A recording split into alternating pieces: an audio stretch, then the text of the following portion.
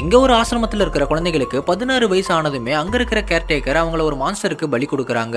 இந்த விஷயம் தெரிஞ்ச சில பசங்க மத்தவங்களுக்கு எதுவுமே சொல்லாம அவங்கள ரகசியமா ட்ரெயின் பண்ண ஆரம்பிக்கிறாங்க. அதுவும் கேர்டேக்கருக்கு தெரியாம. ஆனா ஒரு கட்டத்துல அவங்க தப்பிக்கிற விஷயம் கேர்டேக்கருக்கு தெரிஞ்சிடுது. அதனால அந்த பையனுக்கு நாளைக்கு தான் 16 வயசு ஆக போதுன்னு அடுத்த பலி அவன் தானும் சொல்லிடுறாங்க. அவனோட ஃப்ரெண்ட்ஸும் உடனே அவனை தப்பிக்க வைக்கிறாங்க. ஆனா சுவரை தாண்டதும் அங்க இருக்கிற பெரிய பள்ளத்தை பார்த்து அதை தாண்ட முடியாதுன்னு தெரிஞ்சு அவன் திரும்ப வந்துடுறான். அதுக்கப்புறம் அடுத்த நாளே அவனுமே மான்ஸ்டருக்கு பலி கொடுத்துடுறாங்க. சோ 2 மாசம் கழிச்சு அந்த பசங்க பெட்ரோலை பயன்படுத்தி பில்டிங்கை கொளுத்திடுறாங்க. சோ கேர்டேக்கரும் தீ அணைக்க ஓடின நேரத்துல கயிறை பயன்படுத்தி சுவரை தாண்டாங்க. அந்த பள்ளத்துக்கிட்ட வந்ததும் அந்த பலி கொடுத்த பையன் ஏற்கனவே ஒரு பிளான் பண்ணியிருப்பான். அந்த பிளான் படி கயிறை மரத்துல கட்டி ஒவ்வொருத்தரா பள்ளத்தை தாண்டி தப்பிக்கிறாங்க. கடைசியில ஒரு பொண்ணு மட்டும் போகும்போது கேர்டேக்கர் அவளை தடுக்க வராங்க. ஆனா அந்த பொண்ணு வந்துட்டு என்னதான் தங்களை மான்ஸ்டருக்கு பலி கொடுத்திருந்தாலும் தங்களுக்கு அவங்க எப்பவுமே ஒரு அம்மா மாதிரி தான் இருந்தாங்கன்னு சொல்லி அவங்கள நம்பி அங்கிருந்து தப்பிச்சு போயிடுறா. கேர்டேக்கரும் அவளை தடுக்காம நல்லபடியா போயிட்டு வர மாதிரி சிரிச்சுக்கிட்டே அனுப்பி வைக்கிறாங்க. ஆனா இந்த விஷயம் ஹெட் குவார்டர்ஸுக்கு தெரிஞ்சதும் அந்த மான்ஸ்டர் கேர்டேக்கருடைய கதையை முடிச்சிடுது.